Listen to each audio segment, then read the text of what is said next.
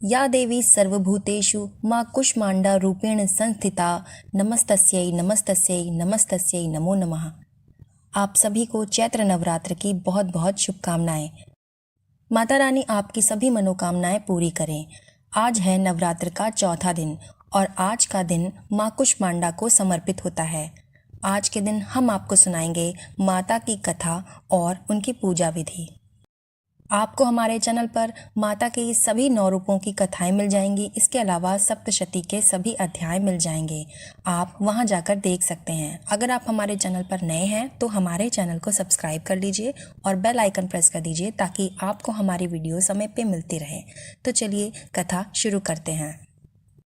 नवरात्र के चौथे दिन देवी को कुष्मांडा के रूप में पूजा जाता है।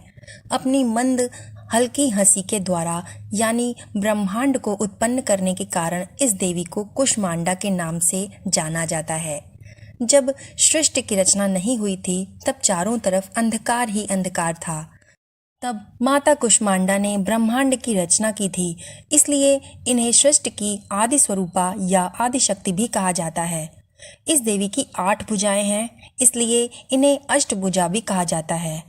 इनके 7 हाथों में क्रमशः कमंडल, धनुष, बाण, कमल पुष्प, अमृत पूर्ण कलश, चक्र तथा गदा हैं। 8वें हाथ में सभी सिद्धियों और निधियों को देने वाली जप की माला है। इस देवी का वाहन सिंह है और इन्हें कुम्हड़े की बलि प्रिय है। कुम्हड़ा मतलब सफेद पेठा। संस्कृत में कुम्हड़े को कुष्मांड कहते हैं, इसीलिए इस देवी को कुष्मांडा कहा जाता है। इस देवी का वास सूर्यमंडल के भीतर लोक में है। सूर्य लोक में रहने की शक्ति क्षमता केवल इन्हीं में है, इसलिए इनके शरीर की कांति और प्रभा सूर्य की भांति ही दैदीप्यमान है। इनके ही तेज से 10 दिशाओं में अलौकिकता बनी रहती है। ब्रह्मांड की सभी वस्तुओं और प्राणियों में इन्हीं का तेज व्याप्त है। इनको हरा रंग बहुत प्रिय है।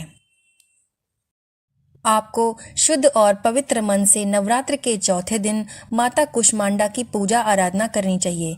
इससे भक्तों के रोगों और शोकों का नाश होता है तथा उसे आयु, यश, बल और आरोग्य प्राप्त होता है।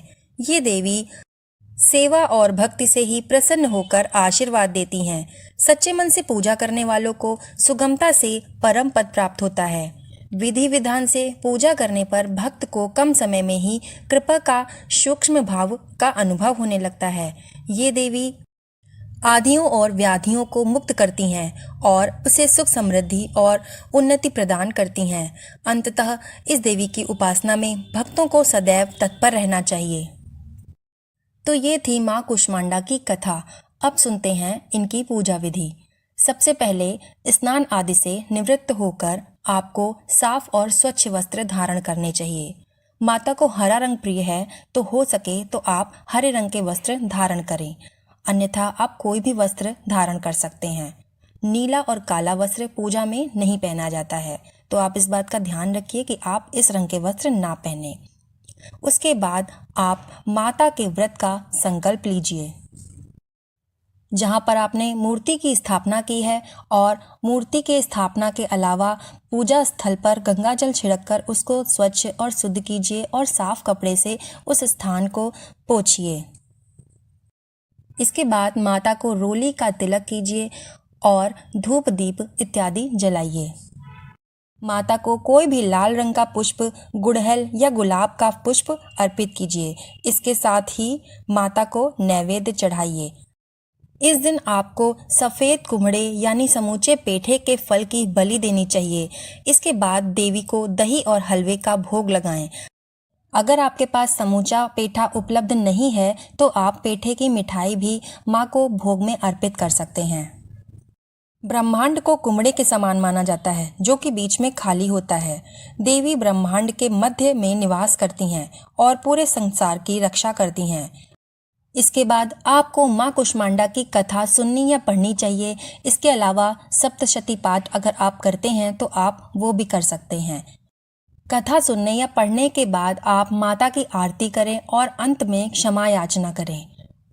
इसके बाद जो भोग आपने माता को अर्पित किया है उसे स्वयं ग्रहण करें और अपने परिवारजनों को भी दें। इसके बाद आप पूरे दिन व्रत के नियमों का पालन करें।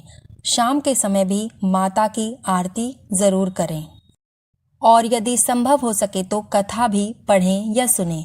इस तरह से अगर आप माता की पूजा करते हैं तो माता आप पर अवश्य ही प्रसन्न होती हैं और आपको आपकी मनोकामनाओं को पूरा करती हैं। तो आपको हमारी वीडियो कैसी लगी हमें कमेंट में ज़रूर बताइएगा। कमेंट में जय माता की ज़रूर लिखिएगा। वीडियो को लाइक और शेयर कर दीजिएगा। वीडियो को लास्ट तक देखने के लिए धन्यवाद। जय